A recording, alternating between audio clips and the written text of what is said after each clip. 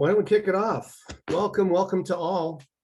Cannasure Insurance is pleased to roll out another webinar in our continuing efforts to offer valuable content and stay in touch with our favorite folks, our insurance agents and brokers. Today, we thought we'd track our collective best efforts and intentions to actual outcomes. Put another way, we're going to look at your submission from an underwriting perspective and learn together the different expectations of operations, probable coverage offerings from our program, and actual coverage responses at time of claim. Some would call the latter claims adjudication, and there's no one better in the business than Kelly Yates, who joins us from Topa Insurance as their Vice President of Claims. Hello, everybody. Kelly, happy to be here. Thanks, Jim.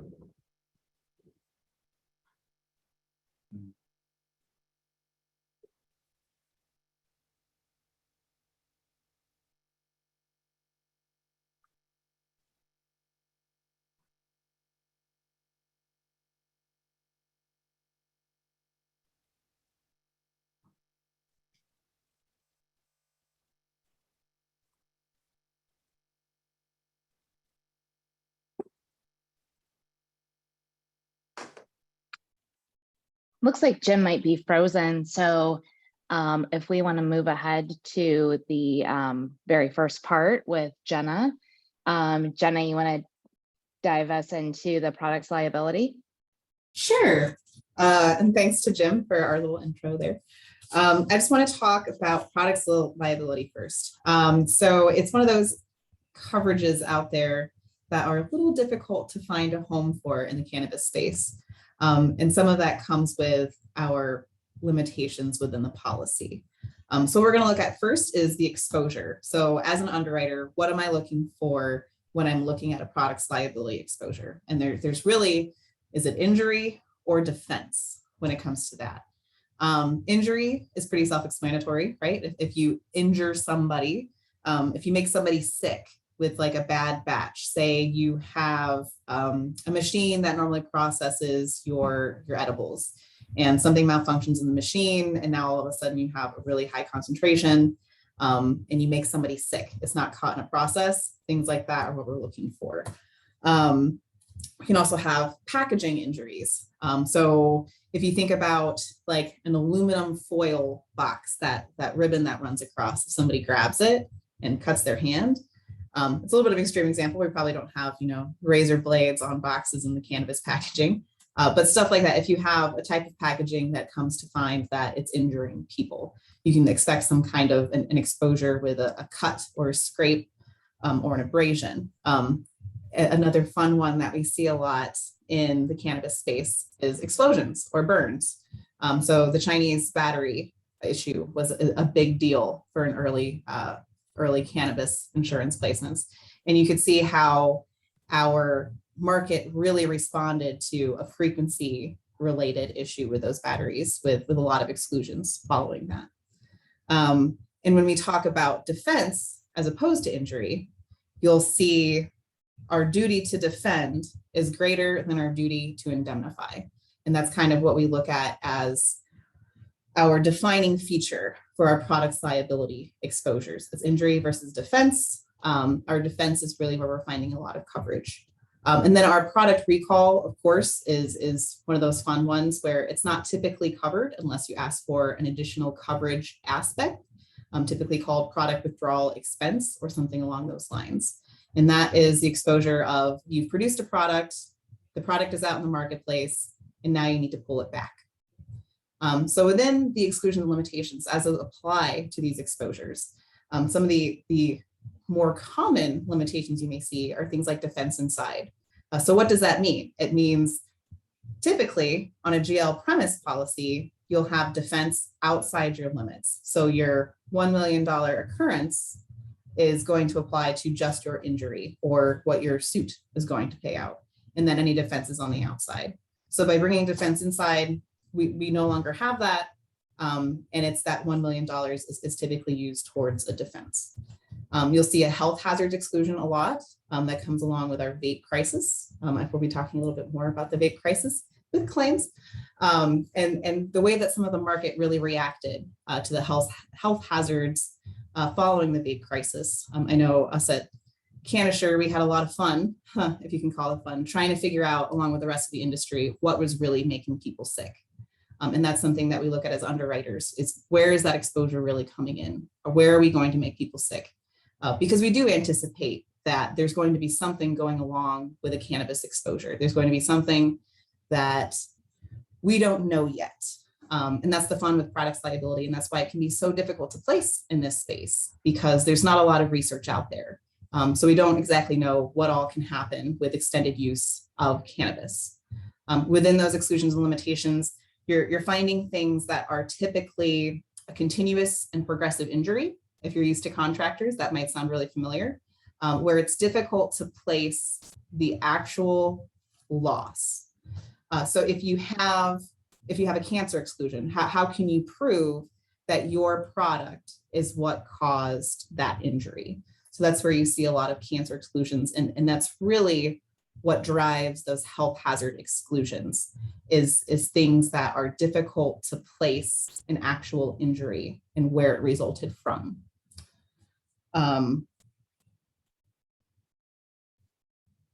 Within the product withdrawal expense, the market is really broad here as well. You'll see things like governmental recall only. So if you read a form and it says you only have a recall coverage if a federal government enacts a recall, you may not have the coverage you think you have. When you read product withdrawal expense, there may not be coverage for the actual product that is being recalled, but your expense in the process of recalling can help with that. With loss control and mitigation, as we look towards things that can make people sick, we want to know, what are you doing to help prevent that? So we like the state regulations and testing requirements that a lot of states put out there. It's made a lot of insurance companies and reinsurers a lot more willing to want to take on some of these risks where it is so unknown. Top tier states are definitely where I would look, even if you are not required by your state to perform testing at a certain level. You should always be performing testing. You want to know what your product looks like. You want to make sure that your product is unique to you and can be identified by you, and you want to make sure that it's safe. Yes, there's insurance, but we're not here to help you with your revenue, right? Where insurance is all about indemnification and making you whole, and that's prior to loss. So yeah, insurance might come in and help you with some payments there, but they're not going to help you with your profits. So anything that you can do as the insured to help maintain a safe product for your client, it's going to help your revenue stream. It's going to help your clientele find trust in your product and come back to you. And it's going to ultimately help you stay open and meet your bottom line. Standard operating procedures and training, they help a lot with those types of things. It's a lot harder to be able to hold people accountable and to be able to hold yourself accountable if you don't have it written down. So being able to put together some type of standard operating procedure in training. So it's great to have a standard operating procedure, but you have to be able to train it. You have to be able to train it annually at a minimum to make sure that everybody is aware of how things should be happening, to make sure that your product is maintaining its safety, its efficacy, and that true stamp of your name that you're so proud of, right? And then written recall plans, as it comes with recall expense. If you don't have a written recall plan, it's hard to be able to enact that. So again, while insurance can come in and help you, if you are involved in a recall, the longer it takes for you to be able to recall that product, the bigger your claim is going to be. And those are typically not covered 100%. There's typically supplements involved with that. So you want to make sure that the faster you get up and running, the faster you're going to be making money again. And that's really what we want to see as an insurance company is seeing our insured succeed in the business place. So as we go through our exclusions limitations and everything that comes along with products liability, we're going to talk a little bit about the vape crisis. So a lot of us knew very well and had to deal with a lot of things that happened with that. So we had to research. Everybody was looking into what was actually causing it. Luckily, we found it was mostly that illicit market problem with vitamin E oils being distributed into the oils and additives. So having that as a knowledgeable piece, a lot of carriers took that into their forms. We did that. We've applied a specified disease exclusion for the health hazard with the lung issues, as opposed to a full health hazard exclusion. And we have also added vitamin E as an additive outside of topicals as an excluded substance. So this is how we're able to continue to write business in the face of a challenging health obstacle. And Kelly will take over how we handle that from the claims aspect. Great. Thank you, Jenna. Again, I'm Kelly Yates. I'm the Vice President of Claims at Topa Insurance Company. We've been working with Cannasure for the last 5 years, handling their claims across the country. I'm really excited to be here. A quick disclaimer, all the claims I'm going to discuss are real claims, but each of these claims is unique. Any future claim is likely to have different facts and different circumstances. So each claim is of course handled on its own merits. I know you all know that, but I just have to say that. And with that out of the way, let's talk about a products liability claim. So Jenna set the stage for us. Go back to 2019 in the midst of this vaping crisis. Vaping injury is in the news. And we receive what was in fact the first products liability lawsuit in the country. It's a lawsuit filed in Washington state alleging injury due to vaping cannabis products. Our policyholder was a manufacturer that did oil extraction, but as is very typical in a products liability lawsuit, everyone in the chain of commerce was named, right? The retail shop that sold the product, the person that, or the company that manufactured the vape pen, the cartridges, oil extraction, all the way down the line. The products liability policy responded. Of course, the products liability policy covers bodily injury or property damage arising out of the product. So we ended up defending this claim under reservation of rights. Ultimately, we successfully defended the matter. The plaintiff was not able to really prove their damages. It was quickly became clear that this claim didn't have merits, and so we were able to get the lawsuit dismissed. So it was a happy outcome on the defense side, but let's talk a little bit about some of the coverage issues. Jenna already covered this well, yeah, but one thing is the products liability policy versus the GL policy. It's a best practice on the claim side to look at all the potential coverages that the insured may have. So in this case, they have a GL policy and the products liability policy. We looked at the GL policy, but it's excluded there. There is an exclusion on the GL policy for any claim arising out of the product's completed operations hazard. So that takes us over to products liability policy, where in fact, this is the proper form for this type of exposure. Then looking at exclusions, as Jenna said, is there a health hazards exclusion? Is there a carcinogens exclusion? So we reserved rights on some of these exclusions, not necessarily knowing for sure what plaintiff would allege or would be able to prove later in the lawsuit. Again, it ultimately didn't need to come to that, but that's the coverage position that we took. From my point of view, this claim taught us a lot of lessons about how the policy works and how we might want to change it. As Jenna already alluded to, after this claim came in and in light of the vaping scare, we had to do a lot of thinking. Do we want to exclude all vaping exposures in their entirety? It seems like the place we landed, I think, is the correct one. It's like, no, we don't want to do that. We don't want to throw out the baby with the bathwater. So don't overreact in these scenarios, but it is important to let this claims experience filter back up to underwriting to inform how we might want to change policy language in the future. With that, I will turn it over to Kieran. Hey, good afternoon or morning, as the case may be, to all of you. I'm Kieran O'Rourke. I'm the underwriting manager here at Cannasure. And I want to talk a little bit about something that has been a real problem, not only for our program, but for other programs and carriers as well in this space. I think as everybody who has even dabbled in this space knows that this is a severity-driven claim business. This is not frequency. This is severity. And one of the things driving severe severity, how's that, is the grow lamps and the exploding bulbs, if you will. So, you know, what I want to do is I want to talk a little bit about, you know, the approach to basic property underwriting and, you know, what we see and how we see it when it comes to the grow facilities and the artificial sunlight that they use to, you know, to grow the plants. First, a quick little recap on perils versus hazards. So perils are, you know, that's stuff that can happen. That's things that can happen to your stuff, right? Fire, wind, vandalism, et cetera, et cetera. A hazard is something that increases the likelihood, that that will happen.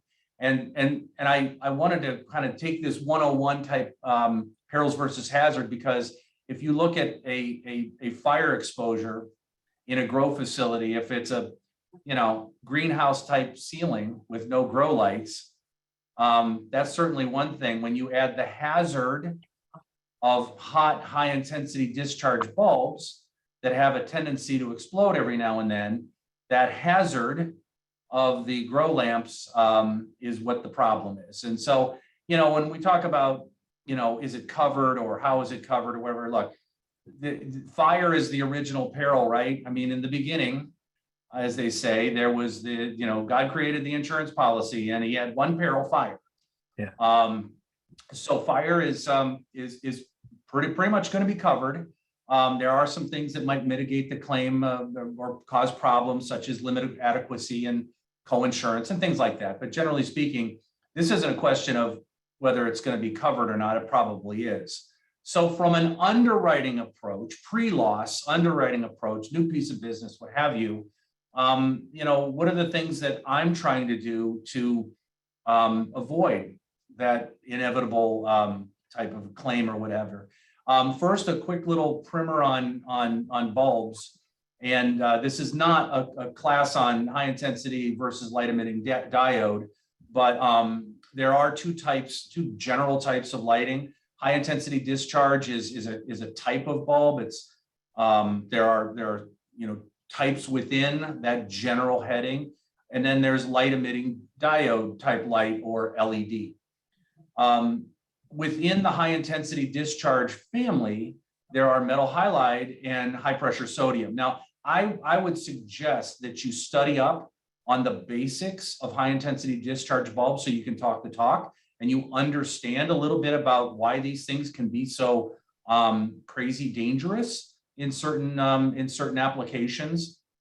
But it's you know, it has to do with the way these bulbs are manufactured and you know, the heat that they produce and what have you. There's a lot of things that can go wrong. There's not a whole lot of moving parts per se, but there's a lot of things going on in any given bulb in the high intensity discharge family. And another thing, you know, in some of the really large grow facilities, it really is so many bulbs in so little time. You know, it's thousands of individual bulbs, whether they be double-ended or single-ended or what have you. A large scale grow facility, generally in the northern climes where it's a solid roof and not, you know, not a greenhouse type setup, there are many bulbs to keep track of. And so, you know, from an underwriting standpoint, we want to know, well, what's the risk management culture? What is the, you know, the maintenance and replacement intervals? Do you, does your plan say I replace them when they burn out? Or is it a specific replacement interval that says, I'm going to replace these bulbs long before the manufacturer says I should? That's a great practice, but I'm a realist. It's also expensive. On the other hand, if you're going to have a replacement program, don't you want the freedom of having no plants? So maybe you schedule that between grow cycles or what have you. So there's a lot of things that can go into that. But from an underwriting standpoint, those are some things that we're really keying in on. Sprinkler systems and other safeguards, whether it's smoke detection, whether it's cameras, smoke detection, heat detection, what have you, sprinkler systems that will come on automatically with heat and what have you. These are also very key to the underwriting process, you know, identifying which risks have and don't have those. Then, of course, it's the living plant coverage underneath these lights. Is it being purchased? There are some operators that say, look, I'm not going to insure any of it. Or there's some that say, I'm just going to insure the flowering phase or what have you. People buy insurance for their reasons, not ours, but that is what is going to get wrecked in any one of these fires. You can replace the tables and the trays and the sprinkling, that you can replace all of that. It's the plants that once a little fire starts in the corner, the whole room gets condemned. So that's what drives the severity up, price wise, claim wise, dollar wise, when the adjuster gets in there. Like I said, limit adequacy and co-insurance penalties. Our particular living plant coverage does not have a co-insurance clause attached to it, but of course the building and the BPP around it does. So you want to make sure that those things are being focused on intensely, and especially in these inflationary times as well. The limits that were good a year ago probably aren't good today. And then, of course, a plug for our supplemental application. It's one side of one page. It's pretty doggone easy. We're just asking, what do you got? And, we want to know, is it HID? Is it LED? Is it a mix? And if it's high intensity, how much of each do you have? And you're not swapping bulbs between ballasts, are you? When it comes to high intensity discharge, those both come with some type of a ballast system that enables the bulb to light up initially and keeps the current flowing at the right rate. So supplemental application, very, very important in our underwriting. And we think with all of that on the slide there and understanding the increase in exposure that this grow lamp hazard presents, we think that we can underwrite to a profit. Now, here's Kelly to tell you what can still go wrong. Okay, so Kieran gave a public service announcement about educating yourself on lamps. Here's my public service announcement. If you want to hear from me often, if you want to keep claims adjusters employed, keep using those high intensity lamps, because they are a problem for sure. And a lot of our large losses have arisen out of these grow lamp failures. So let's talk about a real claim. Kieran said fire is covered. That of course is true, but there are some other complications on this particular claim that I think you'll find interesting. So this is a fire in a large indoor grow facility in the Midwest. It happened in the middle of the night. The lamps were on, and this is metal halide lamps. So the metal halide grow lamp failed, aka exploded, sending molten shards of glass and metal down onto the grow trays below. And the plastic in those grow trays happens to burn slowly and at a somewhat cool temperature, and just kept burning for several hours. No alarm sounded, unfortunately, allowing this fire to really get out of hand. And the smoke and fire damage ended up being a multi-million-dollar loss. And here's something interesting. In this particular grow room, as many modern grow rooms would have, it had a climate control system. It automatically regulates the temperature. Sounds good. In this particular case, though, the climate control system increased the severity of the loss, because the climate control system did what it was supposed to do. When the fire started and the heat got a little higher in the room, it kicked on the AC and the fans and somehow kept the room just cool enough that the fire alarm didn't go off. It's crazy, right? So we're going to talk about protective safeguards a little bit later in the presentation, but this particular policy also had a protective safeguards endorsement on the policy. And one of those requirements in the protective safeguards endorsement was that the facility had to have a fire alarm. And when we first got the claim, we're investigating that potential coverage exclusion, and we're saying, hey, no fire alarm went off. Did the insured breach the terms of the contract, the policy contract? Did they fail to have a fire alarm? Further investigation revealed, yes, they did have a fire alarm. It was in working condition, but who realized that the climate control system would end up foiling this protective safeguard and causing this loss to be much larger than it otherwise would have been. Kieran also mentioned coverage for the plants. So obviously all the plants in this room were destroyed. The insured did purchase living plant coverage, but there are still issues to get into as to, what stage of growth were the plants in? Were they flowering? Were they mother plants? How many were in the room? Those are all issues that come up in a loss. And I guess I just want to say that, if you're the policyholder, if you're the agent, you want to understand that coverage prior to the loss. You don't want to find out what kind of coverage you have after the loss and realize that there's a cap on what we pay for living plants or that something may not be covered.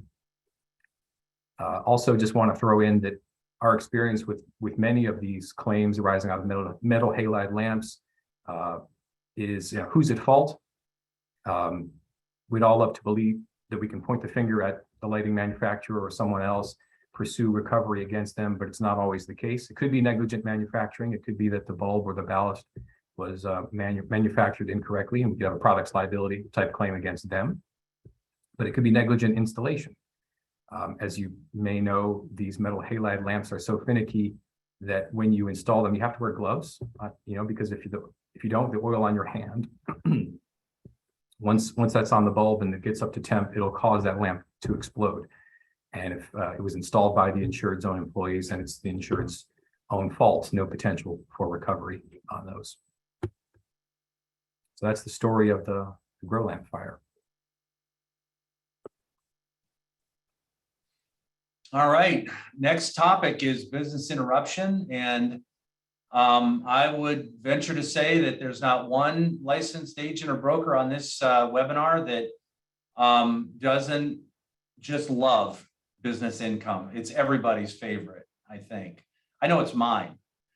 Actually, there is a lot of misunderstanding when it comes to business income. And it's taken me quite a bit of time to, over the years to completely wrap my head around some of the things that have to do with BI and its various forms. The form name is business income. We talk in terms of business income.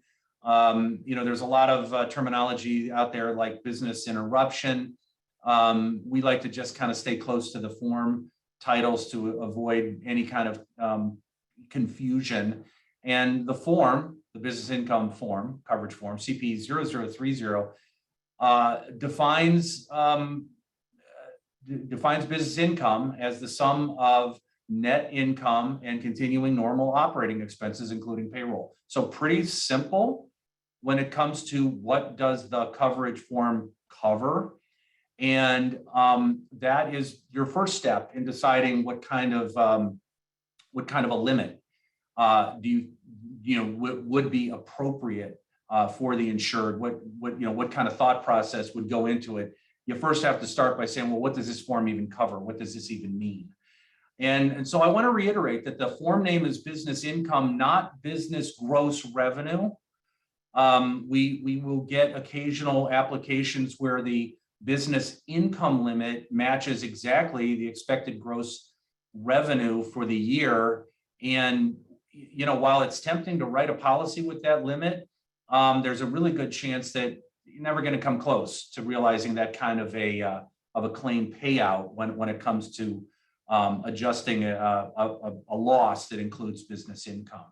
Obviously, extra expense is part of the whole deal when we do it, because our form CP 0030 includes extra expense. So perhaps that would be enough to bring it close to the gross revenue number. But just keep in mind how business income is defined in the form when it comes to getting that limit. And for the LROs, for the lesser's risk, business income means rental value.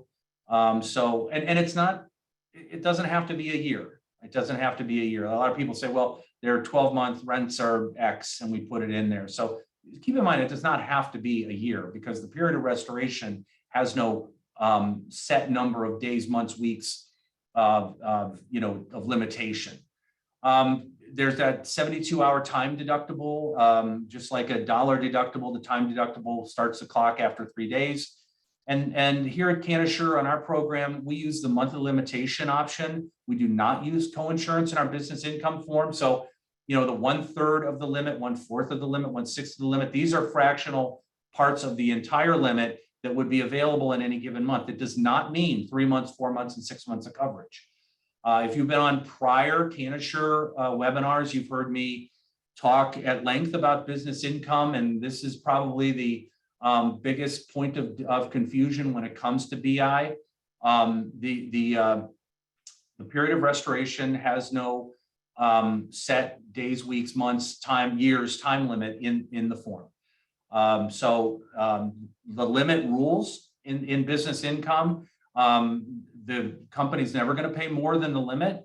So regardless of co-insurance, monthly limitation, whatever you want to do, the limit is king, the limit rules. So underwriting concerns, when we look at business income, for instance, when we're looking at certain perils that might damage certain pieces of equipment, how fast can we get that equipment replaced? How fast can we get something fixed? Are there details about the exposure that include maybe some exotic equipment that needs to be manufactured and shipped and then finally replaced? So some of the concerns are, how long is this going to? How long are we going to be down? How long are we going to need to replace income while the period of restoration runs and while the claim is being adjusted and while the building is being rebuilt, for instance? So, just to reiterate the quick little down and dirty way that we suggest that you might want to help determine which way to go on business income is, first of all, how long do you think any kind of a catastrophic fire, wind, any kind of a loss event, how long do you think would be down? How long would it take to rebuild? How long until we can get equipment that matches what we just lost back into operation? And then over that time, how much income am I going to need to replace given the definition here? And then thirdly, how much of that limit in any given month might I want to have access to? That determines the factor, the fraction, the 1/3, 1/4, 1/6. Keeping your options as wide as possible, you go 1/3. A lot of the LROs will pick 1/6. But again, that does not determine the number of months, 3, 4, and 6. That just says that's how much of the limit that you determined in, step number 2, you're going to want access to in any given month. So we try to do our best to help figure out a limit. We try to do our best to underwrite the exposure and know what all the hazards are when it comes to potential loss. And now Kelly is going to talk about the rest of the story. Okay, so I wanted to start this discussion going back to 2020 and the thousands of claims across the country for business interruption due to COVID-19 related shutdowns. Jenna, Kieran, and I talked about this before the webinar, whether this was still relevant. We thought, though, it might be a useful discussion to frame our discussion about business income claims. So if you recall, in 2020, multiple governmental entities issued stay-at-home orders, lockdowns, if you will. Multiple cannabis businesses were affected. Even if they weren't shut down, they certainly saw their sales go down. They suffered a net loss of income, as Kieran said earlier. So why were these claims not covered? 99% of the time, not covered across the country, including for our cannabis policyholders. So the policy coverage form has a trigger for coverage in the insuring agreement, and these claims did not meet that trigger. So the claim has to be for direct physical loss of or damage to property caused by a covered cause of loss. And so the fact that the government told you to shut down your business, or the fact that a virus may be present in the air, may be on the surface of your counters at a cannabis dispensary, is not a covered cause of loss. It is not physical damage, and that's our opinion, and the courts across the country have upheld that opinion. So the problem here for these claims is that there wasn't really physical property damage. These are property policies, and they're meant to respond when the insured premises property is damaged physically. Some of these claims, some of these policies, of course, also have virus exclusions. That's great too, from the point of view of coverage clarity, right? If it's excluded, then it's excluded. But in any case, we always start with the insuring agreement. And so these claims never got past go, so to speak, did not meet that requirement for physical damage to covered property. So expanding from there, let's look at a real life claim example, one where business income coverage was covered, where coverage was in fact afforded. It's a somewhat unusual claim, but I think it illustrates the point I'm trying to make. So there's a dispensary on the East Coast. They are a tenant in a shopping strip mall type premises. They don't own the premises. And in the parking lot, there's a big sign, lit up at night saying ABC dispensary or something like that. That's their advertising. People drive down the road to see the sign. And again, the insured doesn't even own this particular sign. A delivery truck, not the insured's truck, a third-party truck, is in the parking lot. They back up, they back into this sign, knock it over, damage the sign. So now the insured doesn't have their advertising sign up front, and they make a claim. They make a claim saying, we're losing income. Their theory is the sign's not there anymore. We don't have that source of advertising. People can't find us. That's their claim. Didn't totally shut down their business, but they claimed it impacted their sales. So this claim was covered. There was physical damage to the property from a covered cause of loss. In this case, it didn't even have to be the insured's property. There was physical damage at the premises to property. And so we afforded coverage. Now, damages were difficult to prove. This was a new dispensary. Every month their sales were increasing, as they sort of gained market and a presence in the city. And so, although, they made an intuitive argument that their sales would be impacted, ultimately, they didn't really have an income loss, had difficulty proving that loss. So coverage was afforded for this damage to property, but it does highlight the issue that sometimes it's difficult to prove that income loss as well.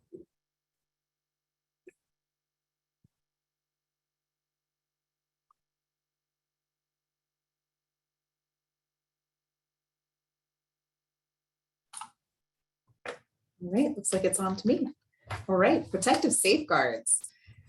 So we got to hear a lot about products liability. We got to hear a lot about grow lights, and we got to hear a lot about business income. We got to hear a lot about things that can impact coverages for those as well.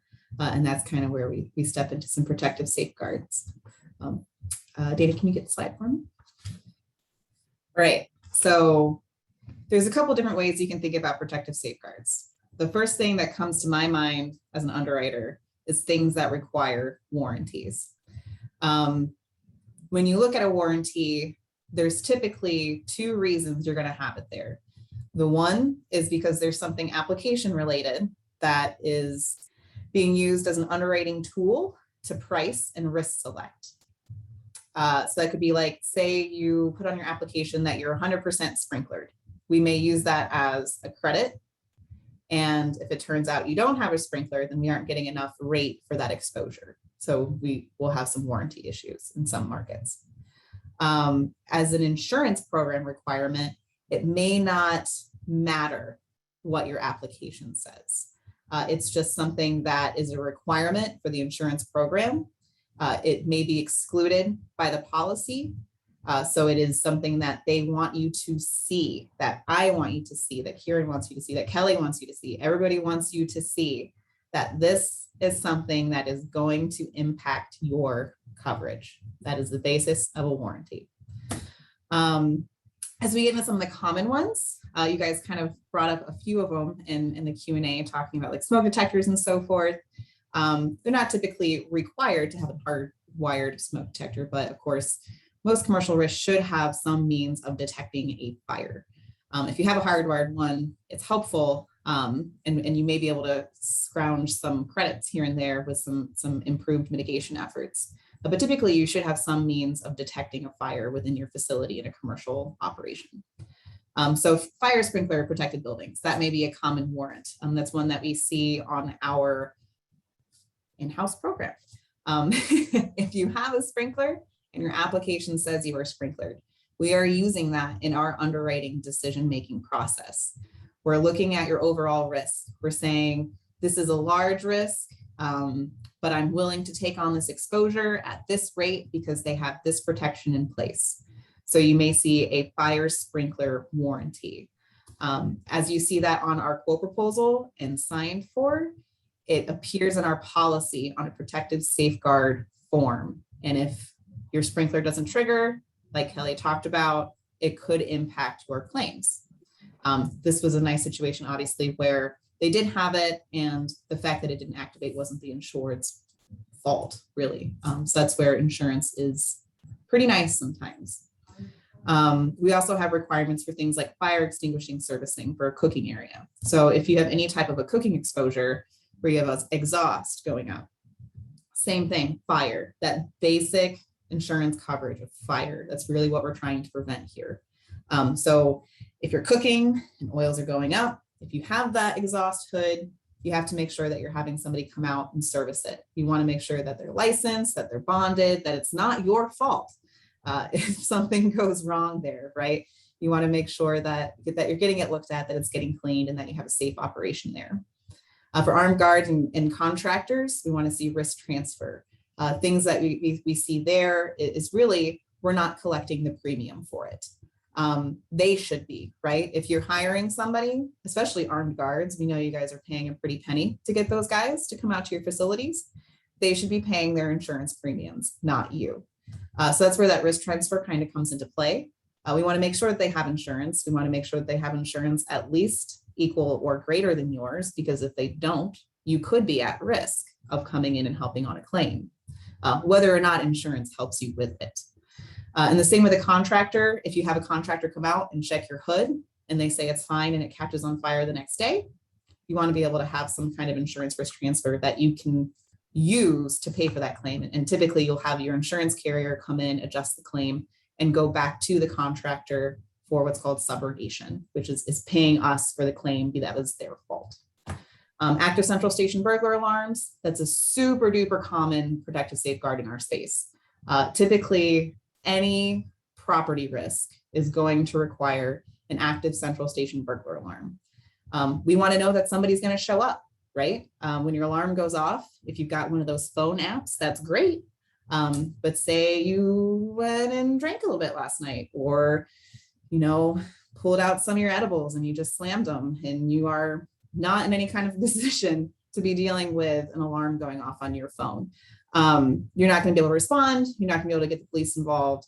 So that central station aspect, or having something like AEP, somebody there that is paid to pick up that phone, to respond to that burglary alarm that's going off, to make sure that we can get police out there to reduce your loss. And control of industry material along the same lines, we want to make sure that while the police are coming out, you have everything in place to make sure that none of your product is transferred to the illicit market before the police get there. And as we look at loss control and mitigation, you may look at some of these things and think, well, geez, what's insurance for, right? Like I thought insurance paid for this kind of stuff.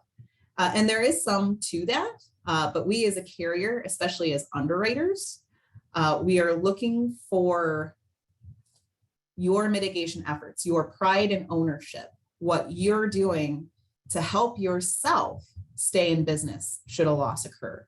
I kind of mentioned it with the products liability, where we're not here to pay your revenue. We're here to make you whole. We're here to bring you back to where you were before the loss. So if you don't have these mitigation efforts, you're really hurting yourself more than anybody else. And we put the warrants out there because these are things that should be controllable against. If you have them in place and they fail, that's where insurance can help. And it's not supposed to be designed to do these measures for you. The great thing about protective safeguards is they're protective safeguards. We put them out there to protect you and safeguard against any losses. Not any losses, of course, you can never predict everything, but we try. And so that's, when it comes to insurance, I like to think of us as a helpful field out there where, again, we want you guys to stay in business. We want our insureds to do well. We want you to make your revenue goals just as much as we do, as we make our own goals. So anything that we can do to help you have a safer business, more adversely accepted, for a loss situation. Anything that we can do, anything that we can see will help us to price you better, to have cheaper insurance is always great, and a more productive return to full operation in the event of a claim.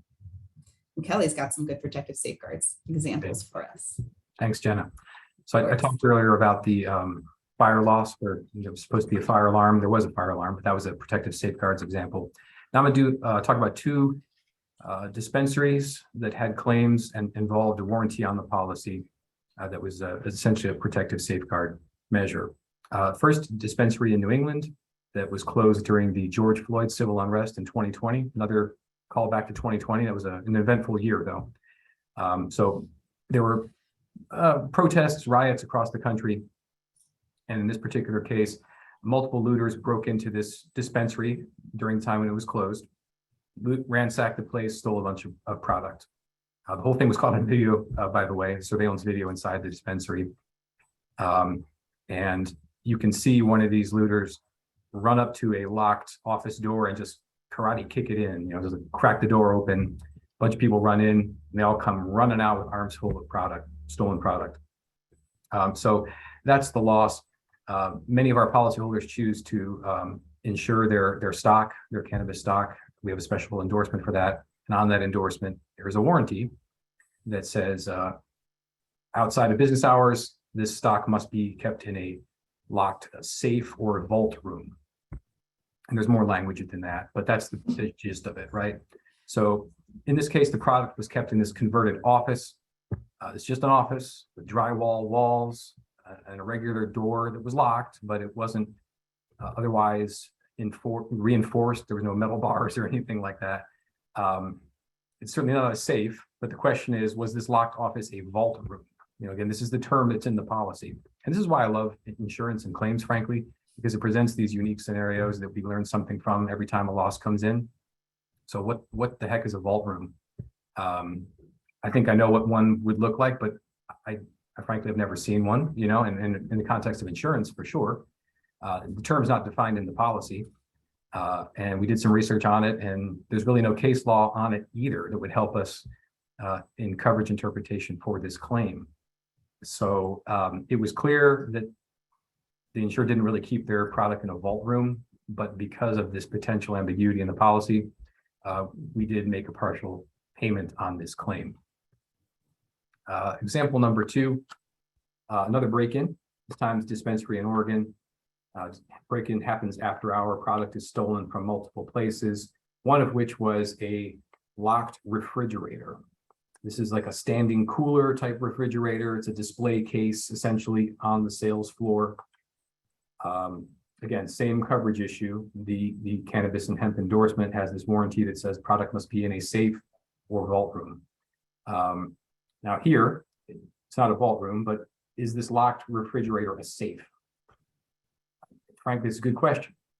There was a little bit more language in the policy, though, that helped us clarify what was meant by the term safe.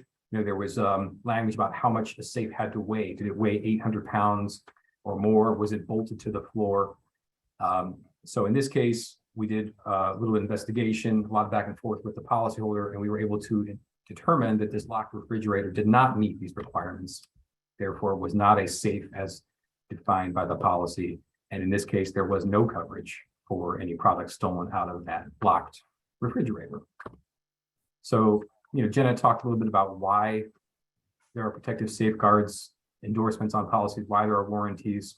And it's certainly not because, we want to have some kind of gotcha and say there's no coverage. I view insurance, as a relationship, as a partnership between the insurance company, the broker, the policyholder. We're all in this together, and we certainly are happy to pay a valid claim when it comes in, but the best loss is the one that doesn't happen, right? And that's what these protective safeguards are here to help ensure, right? That we try to prevent some of these unnecessary claims from happening in the first place. With that, I will conclude my remarks. Jenna, any follow-up to Kelly's last comments there? I think he did great. I think you put that perfectly. Great. Well, Well, that'd be a nice way to end the conversation. I know we've used the chat to direct you guys towards the Q&A, and you'll see that there's a handful of questions that have already been answered. We have the ability to export the questions with the answers. So we will get that off to everybody with the slides that are being presented here today. We had mentioned the lighting supplement in one of the first coverage/claim conversations. We will send that out with our follow-up today as well, because we are utilizing that lighting supplemental for all of our gross submissions. And hopefully the answers come back that we're seeing a lot of LED lights. But if that's not true, of course, there's combinations of answers that can include buildings being sprinklered, the correct use of the right bulbs with the right ballast instead of interchange with the wrong bulbs and the wrong ballast. So that's what underwriting does, is review the, let's say, variables of what the lighting opportunities look like at each grow facility. And, the best answers are getting our best decisions in pricing, and, the answers that aren't the best, the outcome could be a potential claims or a submission declination, a risk selection that goes negative. So that's a very clear update to why we look at claims activity and what we learn from our claims and what we do to help protect the program on a go-forward basis. One last question. Do we have loss control teams? We're starting a pilot program. I'll try to answer that last question live, and then we'll probably conclude here. We're starting a pilot program with the risk management services company for our top accounts, the ones that pay us the biggest premium dollars, and to see how the interaction between client, risk management consulting firm, agent, and Cannasure all work together. So if that pilot program goes well, hopefully we'll have more opportunities to bring risk management services forward. Today, I would say that since it's a pilot program, there's not a huge amount of resources available for that activity. Some of the property inspections we do might be able to touch on that to a degree, but we definitely recognize the need to put more energy towards risk management services. And hopefully, as you'll see us pivot to that topic, 2022 and into 2023 will be fantastic on that topic. So that was answered live. Do we have anything else open? I think we might have missed a question that just popped off. So I think we say thanks to everybody and appreciate everyone's time. So here's the last question coming in. The cannabis market plateau. Eric, great question. There's definitely a lot of acquisitions happening. The interesting thing for us is, the marketplace isn't plateauing overall because we're a national market. So as maybe one state slows down a bit, all of a sudden New York, New Jersey, Vermont, Virginia, Mississippi all launch a new cannabis initiative for adult use. So overall, the marketplace continues to exponentially grow, but there are realities that in some more mature states that you're seeing a consolidation of licenses because the bigger are buying more and the smaller firms are getting swallowed up by acquisition. So there is a level of truth to that from we're seeing ourselves. Thankfully, for the most part, we've been on the right end of the acquisition just because we've had a chance to be in the marketplace so long and had a chance to enjoy writing some of the larger regional or MSO type accounts that have been the ones doing the acquiring instead of being the acquired. Why don't we knock it out there? The slideshow's coming for sure. Will this be available on demand through our website? Arizona is a fantastic state for us, Eric. Spend some time in that state for us. We'd love to see it. And I don't know Bob's question on builder's risk. So Bob, I'll take that one offline with you. Yeah. Kieran, Jim, you I'm have sorry, if I could just, Eric's been asking about the builder's risk. I think that might be something that, Jenna can help you with. Angela's question about the DEA cage as an option to vault or safe. We want to look at the specs on something like that. As many of you know, we don't have a stated vault room definition because there can be so many different variations that making one definition of a vault room, I think would not only limit us in the amount of business we write, but it would also be a detriment to our potential policyholders that something that would be adequate would not be insurable. So we do tend to leave it open, and we want a chance to look at the specs and some of the details. But if the Drug Enforcement Agency feels as though the construction of these particular cages are such that it can protect the contraband that they have seized, then they generally are going to be okay with us. Our main goal in any vault or safe or strong room or what have you is to slow the claim down. And so that's really the question. Do the measures your insured's using, the measures they are using, are they strong enough to slow the claim down and allow the alarm to go off and the good guys to get there? So I think on the builder's risk question with the time element deductible, that may be Great American. So Jim, you might have to take that offline with Robert. My builder's risk for our Canopius program, it does not currently offer coverage for business income. So we just have the standard like 25, 5, 10K deductibles for the property damage. But we can do the existing building on an ACV, and we can do the renovations. On RC, we have a lower capacity, about 2.5 million. So it's a really good sweet spot on renovation as opposed to the true ground up. If you have anything higher than a 2.5 million, you can still find a home for it. It just won't be with me specifically. It'll be on our brokerage side.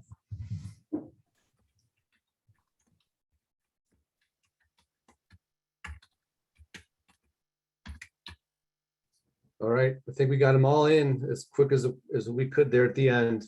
Again, thanks to our panelists for their knowledge drop, really good information. And of course, most thanks to our audience, our agents or brokers who support our program and have for so many years.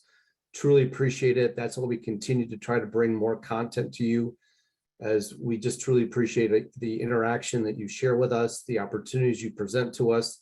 Hopefully we'll continue on with more webinars, more content, and of course, the best underwriting team on the planet, backed by the best carrier in the world. Thanks, everybody. Have a great day.